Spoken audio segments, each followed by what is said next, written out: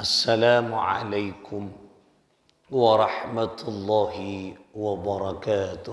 Waalaikumsalam warahmatullahi wabarakatuh. Ala bahri syafa'ah Sayyidina Muhammadin sallallahu alaihi wasallam.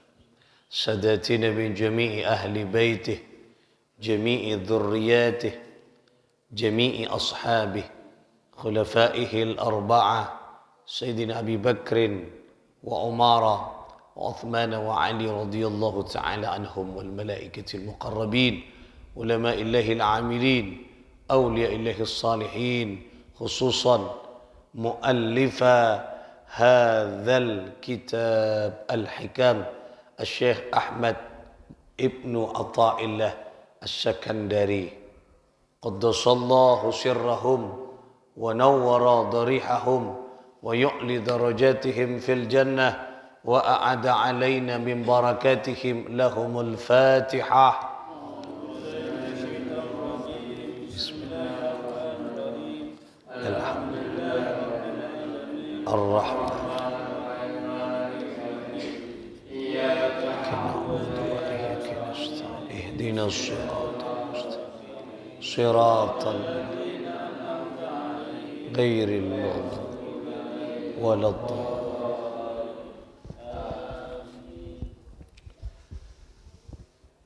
Saudara-saudara sekalian jamaah Masjid Ar-Raudhah rahimakumullah. Alhamdulillah thumma alhamdulillah.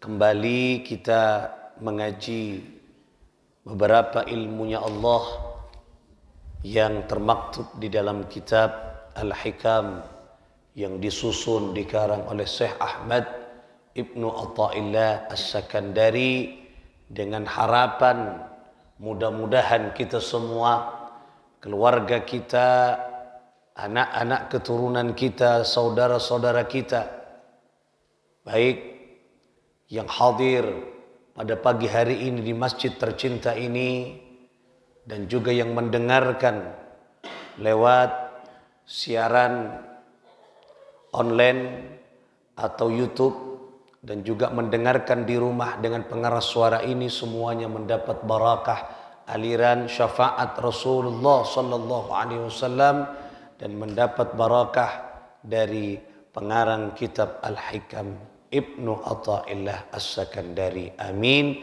ya Allah ya Rabbal alamin. Bismillahirrahmanirrahim.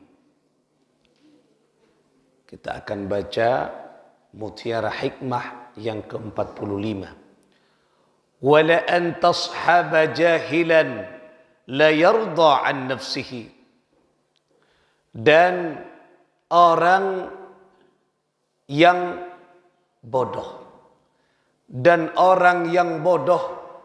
Apa arti orang yang bodoh? Apa arti orang yang bodoh? La yarda an nafsihi, sementara orang itu tidak mau mengikuti hawa nafsunya. Ya. Orang yang bodoh tidak mengikuti hawa nafsunya, bodoh. Tetapi dia tidak mau menjadi budak nafsu, tak hendak noroti hawa nafsunya, maka dawuhnya Ibnu Atha'illah As-Sakandari, khairun laka, maka lebih baik baginya, bagi kamu, maka lebih baik bagi orang tersebut min antashaba aliman, yaitu dari orang yang alim, punya ilmu, banyak ilmunya, banyak ilmuna, tetapi yarda an nafsihi, tetapi orang yang punya ilmunya itu mau dan dengan turut serta memenuhi hawa nafsunya. Jadi orang seputu tak andi ilmu, nikah lebih fokus. Asalkan orang yang bodoh itu tak mau mengikuti hawa nafsunya. Sebab hawa nafsu itu sumber kejahatan. Inna nafsa la'ammaratun bisu'. Dawuh Allah, sesungguhnya nafsu itu mengajak perbuatan kesu' yang jelek. Jadi kalau ada orang yang mampu melawan hawa nafsunya, dia tak mau mengikuti saja, mengikut apa yang ada di dalam getaran hawa nafsunya. Tidak mau mengikuti ritme nafsu yang ada dalam jiwanya. Tak. Anika lebih fokus daripada orang alim, banyak ilmuna, yang gerak langkah kehidupannya selalu mengikuti hawa nafsunya. Apa kata Ibnu Athaillah? Fa'ayyu ilmin li'alimin. Fa'ayyu. Maka apa artinya ilmu. Ya? Li'alimin. Apa artinya ilmu? Yang ada di tangan orang yang alim, yang punya ilmu. Yarda an nafsihi. Ketika orang yang punya ilmu masih mengikuti hawa nafsunya. Apa artinya? Nah, apa artinya andi ilmu? Mun ilmu tak yang ku iya be. Nah, apa artinya andi ilmu? Ilmu ni untuk diamalkan. Berarti ketika orang itu punya ilmu tapi dia tak mampu melawan hawa nafsunya, berarti ilmunya tak mampu memberikan peringatan. Ilmunya tak mampu memberikan petunjuk. Ilmunya tak mampu memberikan arahan dalam jiwanya. Nah, sebaliknya, wa ayyu jahlin li jahilin. Dan apa artinya jahlin, kebodohan, li jahilin, di tangan orang yang bodoh, la yarda an nafsihi, sementara orang tersebut dia tidak mau mengikuti hawa nafsunya. Artinya inilah yang benar. Tak pelik. Sangkuna orang si andi ilmu itu, dialah orang yang selalu melawan hawa nafsu. Seputu sangkun, dia selalu mengikuti hawa nafsu. Nah, artinya apa? Ketika ada orang yang mampu di dalam gerak langkah kehidupannya selalu melawan hawa nafsu, maka dia orang yang cerdas. Walaupun dia tak punya ilmu, sangkun sejatinya dia orang yang cerdas. Karena orang yang secerdas aneka mengamalkan apa yang ada dalam dirinya. Artinya apa? Kula berpancengan diajak bagaimana untuk melawan hawa nafsu yang ada dalam diri kita. Karena itulah sumber kejahatan, sumber kecubaan. Nafsu ni ngaco ke kita dek perbuatan-perbuatan maksiat, secuba. Milana harus kita perangi. Oleh karena itulah lawan nafsu dalam diri kita. Makanya orang yang melawan nafsu itulah orang yang cerdas. Ada satu hadis yang mungkin ini relevan, cocok atau menarik untuk kita renungkan dalam kehidupan. Rasulullah bersabda, al-kayyisu man dana nafsahu wa amila lima ba'dal maut. Apa kata Nabi? Al-kayyisu, orang yang cerdas itu adalah, nah ini orang yang cerdas, kalau orang yang alim, cerdas. Yang pertama, mandana nafsahu. Orang itu mampu melakukan kritik terhadap jiwanya, mampu melakukan evaluasi terhadap dirinya, mampu melakukan kritik terhadap hawa nafsunya, tidak mau mengikuti hawa nafsu. Berarti itu Bunda, Imam Syekh Ibnu Athaillah sejalan dengan dawuh Rasulullah sallallahu alaihi wasallam. Tapi orang yang cerdas ni kan bukan hanya orang banyak ilmunya, perpustakaannya banyak, referensi kitabnya banyak, dalilnya banyak, tapi tak mampu mengakar dalam jiwanya. Abaan selalu mengikuti hawa nafsu. Ketika bergerak dia nafsu malolo kecubaan seelakoni. Adi ilmu tapi tak mampu menyerap dalam kehidupannya. Ini kata cerdas. Makanya orang yang cerdas kata Nabi, mandana nafsahu. Mampu melakukan kontrol terhadap dirinya. Mampu melakukan perlawanan terhadap ajakan hawa nafsunya. Itu yang pertama. Yang kedua, orang yang cerdas kata Nabi, wa amila lima ba'dal maut.